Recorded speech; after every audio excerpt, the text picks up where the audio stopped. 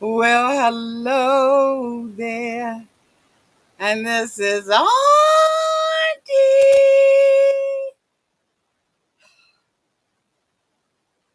And I'm here to do my review of Ready to Love, Season 4, Episode 4, Out of Your Comfort Zone. Everybody needs a sweet old auntie. Everybody needs with a whoop whoop and a boop boop auntie boop. that everybody needs. You can make this up. Now you know that these are some crazy motherfuckers. Everybody needs a sweet old auntie. So why even bother?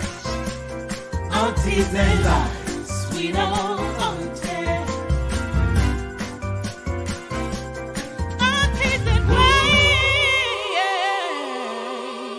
Are you okay? Are you okay?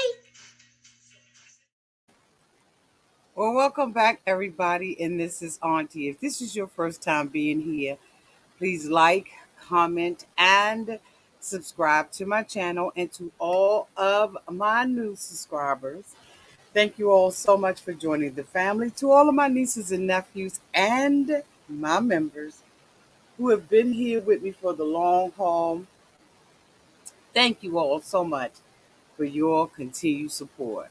Y'all, I don't know how much longer I can do this without my bishop. For all of you all who are subscribed to him, I need y'all to go over there and hound him and tell him that Auntie needs him. Okay? Go over there to Let's Talk to Cutler. Blow him up on Tuesday. Oh my God. Oh, shoot. If I had to rate this episode of Ready to Love, I sure would rate this mofo a D for damn, I think you sent the wrong person home. I mean, like, can we talk for a minute? Boy, I want to know who put her name down. Can we talk? Okay, we need to talk for a minute. How in the boopity boop boop boop did Carrie go home? Okay, before Cecilia?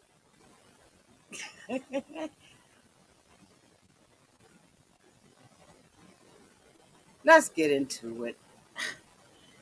We see Tommy, he brings them into the boy lounge.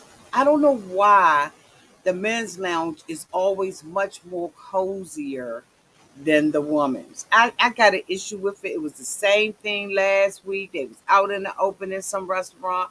It's the same thing with them, but the men are back in some little cove, in some little man's cave. And I just like, why are we treating the men differently than we are the women? They should have a little ladies camp or cave where they can go and deliberate and not be in the open. Even now, I know that the restaurants are closed off to them, but at the same time, are they having to arrive earlier? Do they got to beat their face earlier? Are they coming from work? Like, what's going on with it?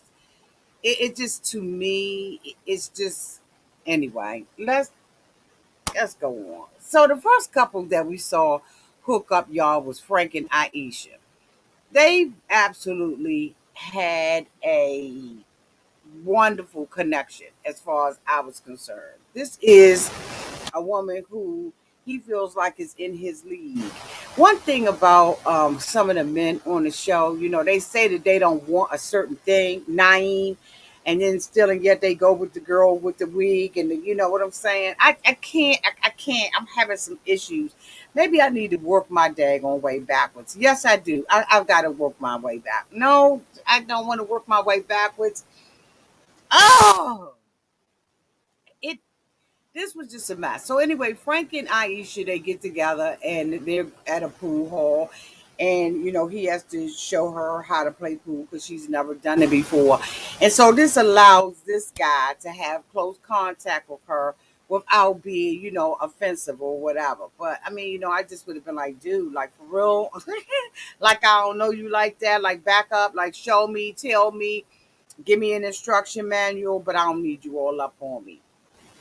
It's a lot of touching feeling going on, and it may just be my age, I don't know, but the touching and the feeling is too much, especially when I'm going to be touching and feeling potentially with 8 or 9 different people. I just think that it's just too soon for them to be doing this. But anyway, they make a good connection. He tells her that he wants her to know that he's serious about trying to get to know her. He respect the fact that she's a mom, and I don't know what that got to do with anything. The next thing we know, we see them in a photo booth taking pictures and they licking on each other. I just I just was like, Frank is just this guy that's he just teamed too much. And but I don't think that he's by himself. I don't know how the atmosphere was set. Maybe there's something that I did not see, but all this touching and feeling that's going on is just very, very uncomfortable for your auntie. The next person we see is Carrie and Tyrone. She decides that she wants to have a meeting with him, that he owes her an explanation about what the foolala he's doing. Thank you so much, Fog Dust, for the 99-cent super chat, super sticker. Thank you, boo. So, the two of them, get together and everything because, she said that he hurt her feelings and, she feel like she was mishandled. Boo, you was not mishandled. I'm going to tell you who was mishandled. And that was Courtney. All he did was give you his truth. Now, it may not have come out the way that you wanted it to come out, but at the end of the day, somebody told you the truth because all the mofos decided that you needed to go home. So it evidently there wasn't enough connection with the other men in order to keep you there, Carrie. But nonetheless, Carrie decides that she was handled incorrectly, she was mishandled, and that Tyrone needed to give her an explanation for it. On a regular day, um, um, um, with another mofo that you dating just randomly, maybe you met him on a dating app or something like that. You don't get an opportunity to get an explanation about why someone rejected you. You just don't get it. You live with that. He said it. He ain't like you, and he found another connection. So the two of them begin to talk, and he said, well, she said, so what's going on with the phone call, and basically, Tyrone said, I I noticed that you like me, and I appreciate the fact that you like me. But I thought that the way you've been handling me is aggressive. So she was like, "Wait a minute, hold on. You're gonna have to tell me about this aggressive thing." And so she was like, So he was like, wait a minute, let me talk." There it is, boo. It was right there. Because what you could have done, okay, Carrie, hear me all the way out, Carrie. Don't get mad. What you could have did, Carrie, was let that jerk you a little bit internally, kept your face pretty, and listen to what he said. And then after he said what he said, then you could have said something. But as soon as he said aggressive, you didn't like it because there's a stigma that comes along with the word aggression in African American women. I totally understand that. But to cut the man off mid sentence when you ask him for an explanation and have asked him to tell you, do I got the wrong season up here? I sure do. I got the wrong cotton freaking season up here on this mofo. Hold on, y'all. We're gonna have to make some adjustments on this mofo. I can't be doing stuff like that. Hold on, y'all. Right, man. We gotta get them off. There we go. Where's Bishop?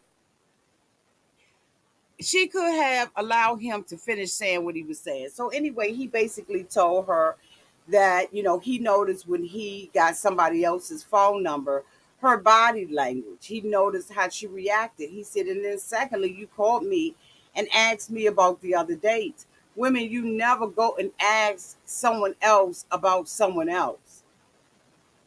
The only thing that you want to conversate about is yourself. Let him get to know you. You don't ask him about another woman and who he's going out with, because that shouldn't even matter to you when you're first meeting someone like that. I just thought that I think that that was the only connection, in my opinion, that was the only connection she had, really. She was willing to put her eggs in one basket instead of getting to know other people. So now you doing, dick chat. Okay. You trying to figure out whether or not somebody else is in there. Now you got competition. Okay. You got 9, 8 other beautiful women who are competition with you. And it just is what it is. If you wasn't ready to, if you were ready to, dang, I don't even know how to say this to Carrie. Because I liked Carrie, but I knew Carrie was too natural. I don't mean no harm, but Carrie was too natural. And we should have a right to be natural women. We should have a right to have our hair natural and do what we do with the woo woo and the boo boo boo. But natural don't always win when it's not a certain way. Can I say that? Some men see Carrie's hair as beach hair, beach attire. She's going out, she's going to an island, she's got her braids in her hair. And I know it's wrong, but they like to see something different. You got all these women with these exotic looks, whether it's weave or a wig or whatever it is. They have these looks that Carrie doesn't have. And a lot of men cannot get past that. So y'all go ahead on and rip me up in the comment section, but I'm gonna tell you right now, I've heard it already from some men that while Carrie was beautiful to us, to them, they're looking at people like Shallow, Aisha, even Cecilia with the long wig and crazy Camille and they just looking at something, looking for something different. I hope y'all understand what I'm saying. We'll go into it later on, okay? Um, Thank you so much. Okay, let me see. Thank you so much, Aranda Bill, for the $5 super chat. Corey is cringy. Love your reviews, Auntie. Thank you, boo. Thank you. It's just it just was it's a little bit too natural. Some I had a guy to reach out to me. He said it's like we've been knowing each other and dating for a long time, and we're going on a trip to Cancun, and this is a protective way. Okay, and it shouldn't be that way. But I'm gonna tell you, men like fantasy. They are visual creatures, and they like fantasy. And there just wasn't enough fantasy with Carrie to as as compared to the other women. Okay, okay, good. I got that out because I struggled with that. Okay, I just struggled with that. Okay. So anyway, um, he basically told her that, he wasn't interested in her. He was interested in other people. She was able to, get her say so. She said, I'm not desperate or anything like that. I was into you and I wanted you to know that I was into you. But it's a way to do it and a way not to do it. And from what I saw, although she was cool, calm, and collective, the words that were coming out of her mouth weren't matching um, her body language and all of that, right? Because we know that most of the communication is the nonverbal. And her nonverbal was, I'm irritated, you owe me something, you've misread me, I'm not going to allow you to call me aggressive, and I'm not going to allow you to make me seem like I'm desperate or anything like that. But girl, it was coming off. It was coming off. Um, It just mm-mm. The next couple I want to talk about is Cornelius and Corey, Camille and Courtney. They all went on a date to Seabrook skating rink. And I was like, out of all the cotton freaking skating rinks they could go to, they gonna go to Seabrook. That mofo been up there since I was 2. Okay, now I know that they have revamped that mother, but I'm telling you right now, that joint be that joint be stinking.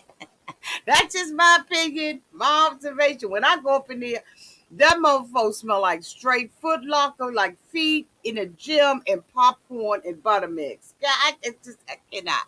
But I was like, okay, they up at Seabrook. Seabrook my ears see. You know what? We'll accommodate you.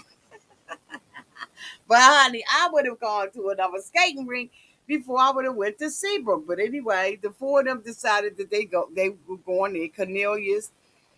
Corey decided that he was going to get this date together because he knew that, Cornelius was feeling Camille and he really wanted to spend some time with Courtney because, again, just like Camille, he felt like he needed to get in between and in betwixt that little hookup. But I'm gonna tell you one thing, honey, the people on these phones and DMing and all of that kind of stuff, you can't come between it. But anyway, so they were skating. Camille didn't know how to skate and all of that kind of stuff. And so, they were going around the ring and she asked Cornelius as Corey and Courtney went by whether or not he was jealous. And he was like, he was stuttering.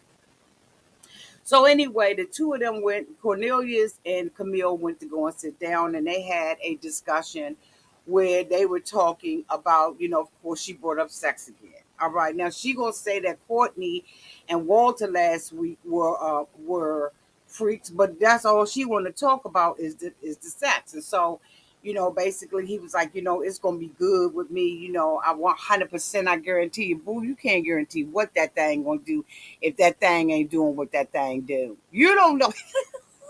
You don't know and you can't guarantee nothing. Plus, if you ain't never had no experience, now maybe you have, Cornelius, but if you ain't never had no experience, you don't know how that joint working. Okay, you don't know if you need to tune up. Okay, you don't know if it's gonna backfire. You just don't know what's gonna go on. So you can't, be guaranteeing anything. So, she was talking about she had asked last week another man about his credit score. And so now she's sitting up here asking him and talking about, the debt and everything, her having school loans and stuff like that. And Cornelia said, I don't have any debt. And a bell went ding, ding, ding, ding, ding, ding, ding, ding, ding, ding, ding, ding, ding, ding, ding, ding, ding. He said, the only debt I got is my house. That means you ain't got no credit score, boo. I'm just saying, here in the United States, honey, you got to have some kind of debt, some kind of credit, and a house ain't enough. I'm sitting up there thinking, okay, your credit score probably about a 530, 510. That ain't cute and hot and sexy. Been there, done that, okay? Been there, done that. You got to have some kind of credit in order for you to have a credit score because if nobody's reporting on you, then you down and you at a deficit. So if you want to obtain something, you want to get something, you understand what I'm saying? You're not going to be credit worthy because you don't have a credit rating. You don't have credit for anybody to rate you because you're indicating that you don't have any debt. The only thing you have is your house. Then he talking about IRAs and 401ks. No, boo, what do you got stacked? What's going on with your credit? Because I would have been like, well, wait a minute, hold on. I know how that is. I'm telling you, I'm talking from experience. When you want to go out and buy something, you're going to have to build that up from scratch. From scratch. So I just was like, that's not cute. And then he doesn't know how to, you know what? I ain't even going to go there. But anyway, so in the meantime and in between time, Courtney is roller skating with Corey. She says that Corey, is a AK, a alpha or whatever he is. He's in one of them fraternities, and she said he was wild and all that kind of stuff and just doing the most. And she was like, I like my man cool, calm, and collective. I like him to be suave and all of that kind of stuff. And that's not Corey. So the two of them decide that, they're going to have a conversation and talk about, whether or not she's been interested in him or not. And so she was talking and sharing and everything. And next thing you know, he puts his body in front of her. And I was like, now, Carrie, that's mishandling. That is mishandling someone. You don't put your frontal on my frontal. You don't get up in my space like that. And she was like, "Oh, okay, you just gonna stand right there." And he was like, "Is it uncomfortable?" And she said, "No." Yes, it was. Her whole body language showed that it was uncomfortable. He said, "Well, I want to make sure you got my undivided attention." Well, bitch, you can be on the other side of the room and give me that. You don't have to be up in my space. I thought that was so inappropriate, but I think, in my opinion, Corey has been mishandling women week after week after week. And they think that this is cute. And in my opinion, it's not cute. He has been crossing barriers and boundaries with women as it relates to their space. And this needs to be checked by somebody. Somebody need to say, look, this is a little bit too much that you're doing with these women. She played it off and everything because she knows that they can be eliminated and he can go in there and tear down, and she gets eliminated off the show. I would have gotten eliminated. I would have chosen eliminated for 1,000, because there's no way in the world he should have been in her space like that. And so, she was like, I guess, I'm liking Corey or whatever, because Corey is forcing himself on people. And so, before they leave, Corey goes and gives her some flowers and everything. And, because he said that, he had been so excited about going on a date with her that he wanted to give her some flowers in order to get a leg up. Okay. Now, when he was in there with the men, he wanted to get a leg up and he wanted to stand out from the other men. But that you did stand out because you was up in that woman's space like that. Y'all let me know down in the comment section what y'all think about it, because I thought it was absolutely and totally inappropriate for him to be in her space like that. Anyway, the next couple that went out, honey, was Walter and Newman. Okay. Um, they went to look at the arboretum and were walking around and all of that kind of stuff. And so the two of them stopped and had a conversation with one another. He began to talk about his dad and not having, a close relationship with him. And so she asked him why, and then he, gave the story about, his father reaching out. She had suggested that he reach out to his father. And he said that he had done it, and he did a 6-page letter to his father, and his father hit him back with a sticky note and said, "I'm at your sister's house." And so she felt like because he was vulnerable about his father, that she should be vulnerable about hers. And so she began to tell him, that she didn't really have a good relationship with her father.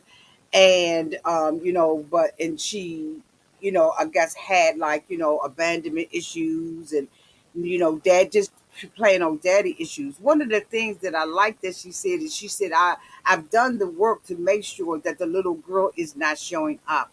And I can respect that because a lot of women lead with their hurt. They lead with their issues, their daddy issues, their abandonment, or whatever it is. And I just was like, I really respected the fact that she has done the work, because before you start dating people, when you got these issues, especially daddy issues, you really do need to get over those when you see that they creep up. If they creep up in one relationship, they're going to creep up in all. And then you're always going to have that feeling of, I need this. This is a need for me. So you have to understand that, you are completely whole and complete just the way you are, even without having had your daddy in your life. You're still whole and complete, and you can't lead with that, because men will take advantage of that. You'll find yourself sleeping with them but not marrying them, not being in a serious relationship with them, because you're going to be clingy and just it's just yucky. So women, do the work, like she said, to make sure that that little girl is not showing up. The next couple I want to talk about is Phil and Dante, and Carrie and Shallow. This was very interesting because this gave you an opportunity to see Carrie. Carrie doesn't have the skill. They all went to a gym and was working out together. She was running her mouth and trying to be the fun girl. But Shallow was over there keeping her mouth shut and being a sexy girl. Shut up, Carrie.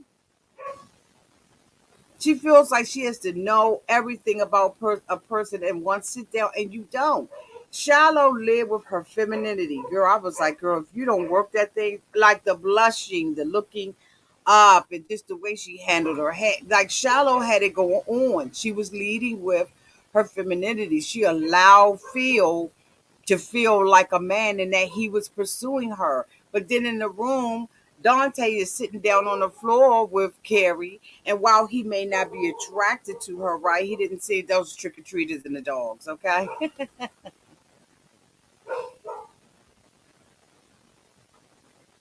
Trick or treaters and the dogs. I saw somebody said that they were here. Oh, here you go. Hey, honey. Hey, Wonder Woman, all the way from Barbados. Hi, boo. Shallow was talking about, just really being interested in, meditating, just giving him a piece of who she is, a daily walk in her life. And she talked about, the meditation and stuff like that. And he found that interesting about her. And then they get on the conversation about PDA, which is public display of affection. And she was like, I like to do, the little, secret like PDA. And he said, well, what do you mean? She said, not what I mean, honey. I'm gonna show you. So she got up and she kind of, touched him and stuff like that. And the thing about it is, I was like, that's just cotton freaking so sexy. Like, so what I would do. I'm not a PDA person either, but I will find a way to touch my man and to allow him to, the little glances and the winks and all that kind of stuff across the room. Let me tell you something, honey. Men love that. When she walked by and rubbed him like that, he almost jumped up out that damn. He told, let me tell you, he was so pressed to get to Shallow. He told them bitches, y'all let yourselves out. It was absolutely up. Miss Sonia said, let me go turn my porch light out. You better turn it out, honey. I got mine out, but the dogs is still seeing the trick or treaters. And it's so funny because for the last 2 years, we didn't have not one trick or treat. And this year, we got a bunch of them. The year I don't buy no candy. Okay. But anyway, he told them to let themselves out. In the meantime, and in between time, Carrie is sitting over there with Dante. She done ran out of interview questions for him, which lets you know that she's not making any connection. He asked Carrie straight up, how are the connections? And she said, they okay. I'm connected, but she was lying. She hasn't connected with anybody. And I think the reason why she has not connected with anybody is her approach and that hair. I'm sorry. I'm sorry. I'm sorry. This is a dating show. You are competing with all kinds of beautiful women, and while Carrie is beautiful, Carrie, you got to step your little seductive, sexy, throw a wig on, put some extra like I know you want to be natural. I'm natural too, but you see me though. I mean, it just is what it is. There are times when I come out here and I'm natural and stuff like that, but you got to be able to flip it up and roll it down. She asked Dante, was he, connecting to anybody? He was like, I'm trying to connect to you. You know what I'm saying?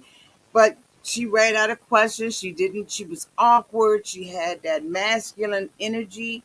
Um, and I just was like, poor thing, she's going home. I mean, I knew she was going to go home because she didn't have that feminine energy.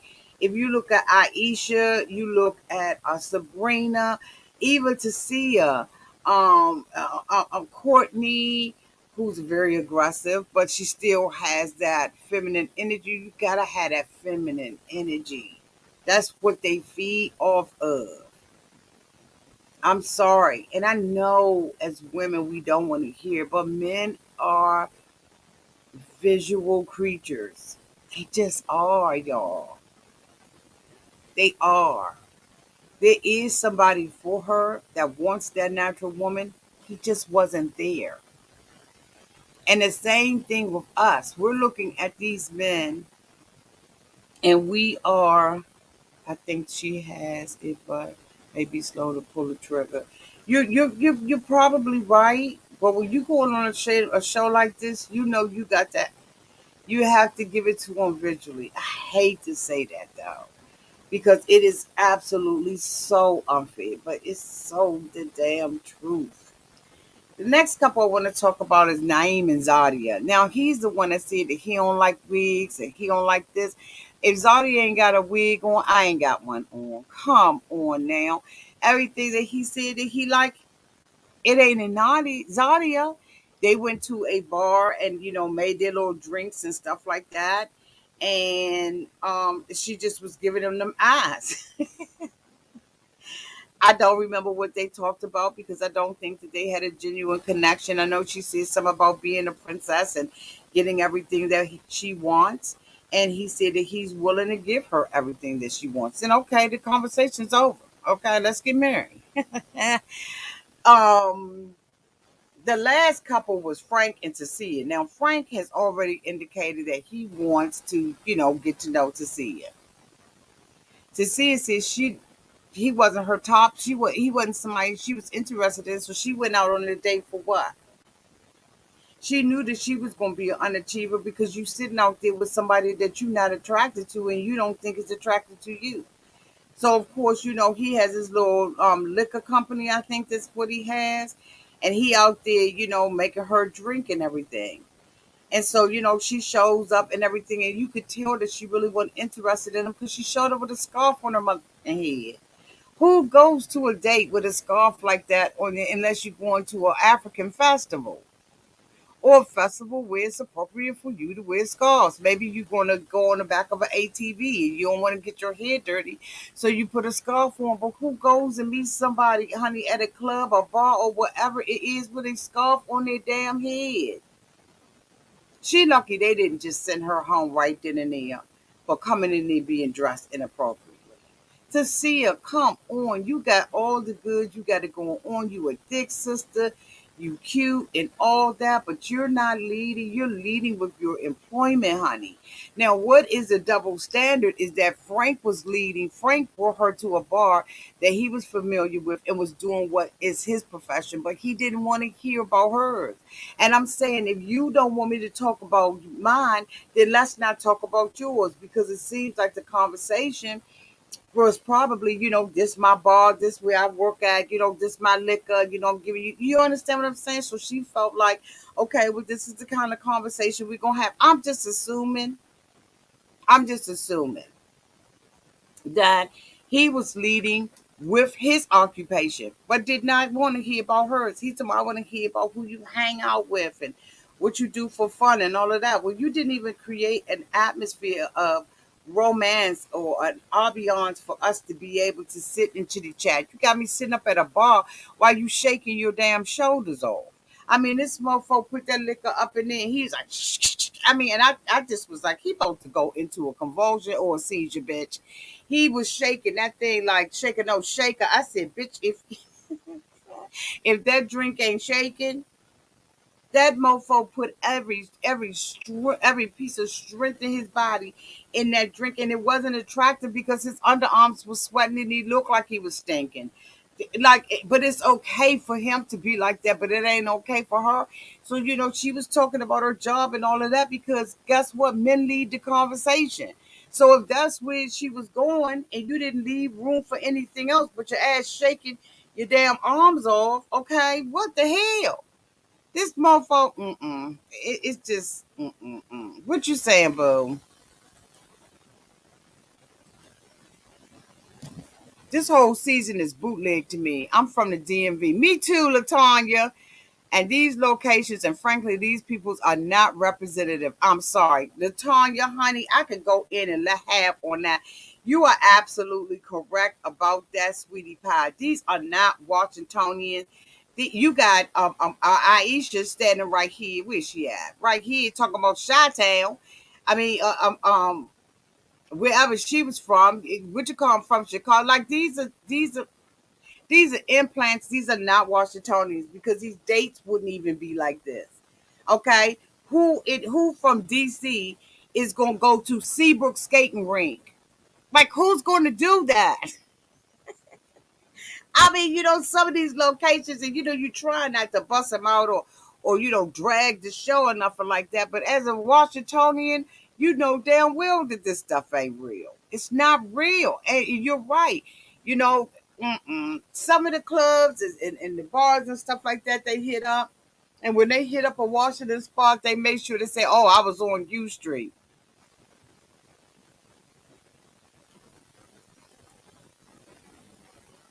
What you say? I'm from Virginia, and we way better men and women than these people. Absolutely, absolutely. No, the skating rink that they was at, there's no skating rink in Lanham. The skating rink that they were at was in Seabrook, right off Lanham Severn Road. They were at the skating rink up there in Seabrook. I know it when I see it.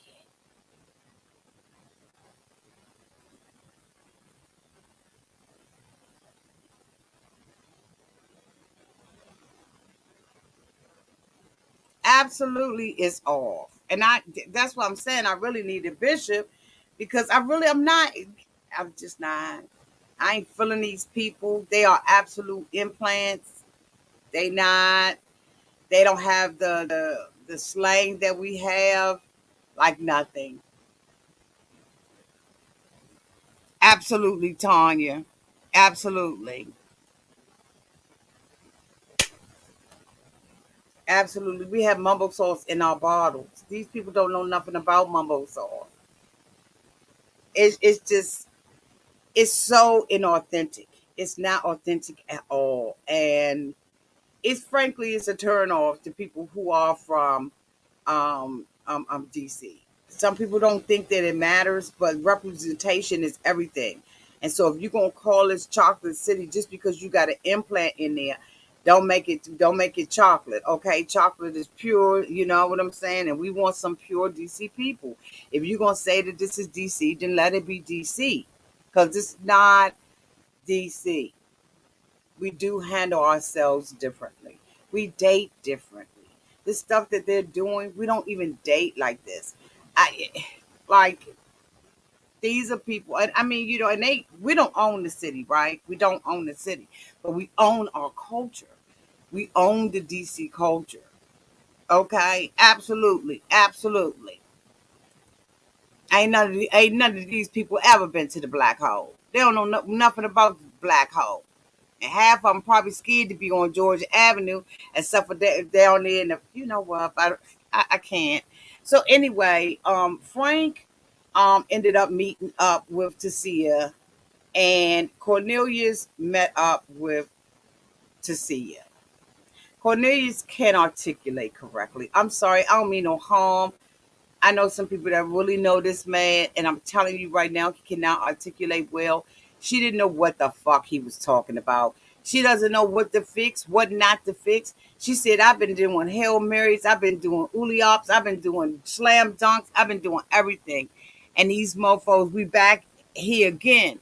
And it's because nobody's articulating and telling her what it is that she is doing wrong. It's obvious she has some connections because she didn't go home. In the meantime, in the between time, we got Frank with Cecilia, and he don't know how to communicate properly with her. I think that they need to tell them why they're going home. Maybe they do, and we just don't see that part. But I feel like the women were left holding the bag with these two incompetent ass men trying to tell them. Was it Frank with her? No, it wasn't. It was Cornelius. It was Cornelius with Cecilia and Naim with Carrie.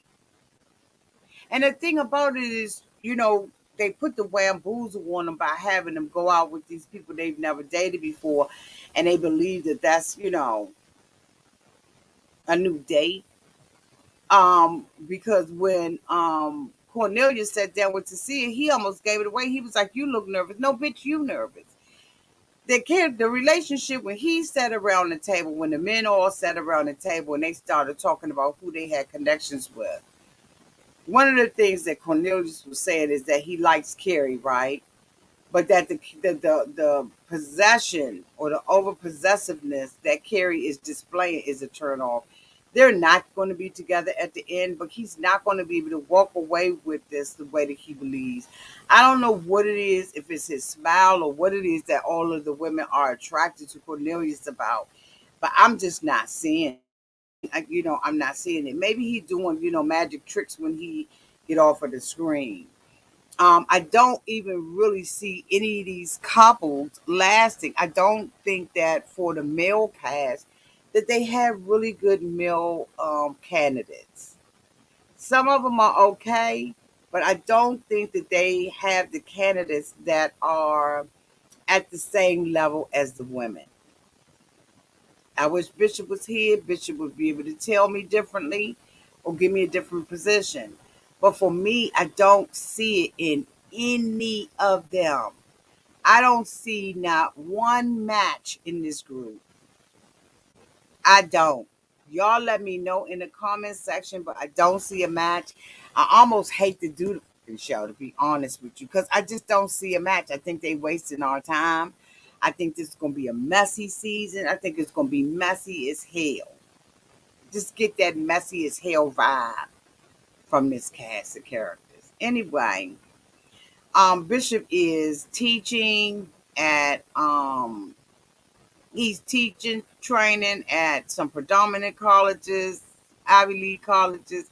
He got a whole lot on his plate, and he was like, I can't do it. I just was like, damn. So anyway, if you follow Bishop on Let's Talk to Cutler, Bishop gonna be mad. When you go over there, you tell Bishop Auntie needs you for this season because this is a rough season. I just I don't see it for any of these people. I think a lot of these guys are disingenuous. And then sit up here and look at Frank though in that green jacket, looking all fat to death like that. He got the nerve to be talking about somebody. It's just too much. Anyway, I love y'all to pieces. Y'all make sure y'all hit that like button if you liked it. At this point, I wouldn't even be surprised if I got. I just say into it. It's just a whole bunch of fool la la for me.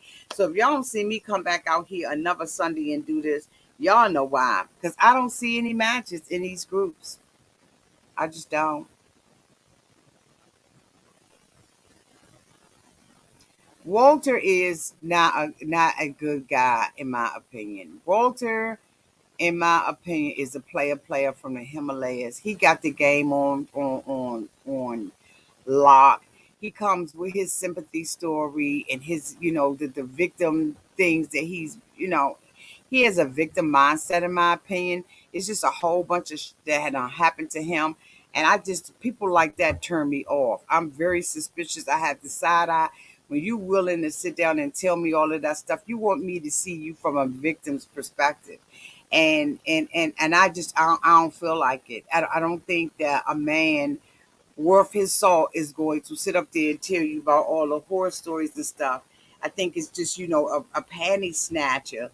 And that's just my opinion about him. I don't like him at all. I think that he is going to be very problematic and that he seems sneaky. And I just, mm-mm. But I may be wrong, but I seldom am. Anyway, I love you all to pieces. Thank you all so much for being here. Thank you to everybody who super chatted. And thank you so much to my moderators who always keep the room safe. I appreciate and love you all. Y'all have a good night.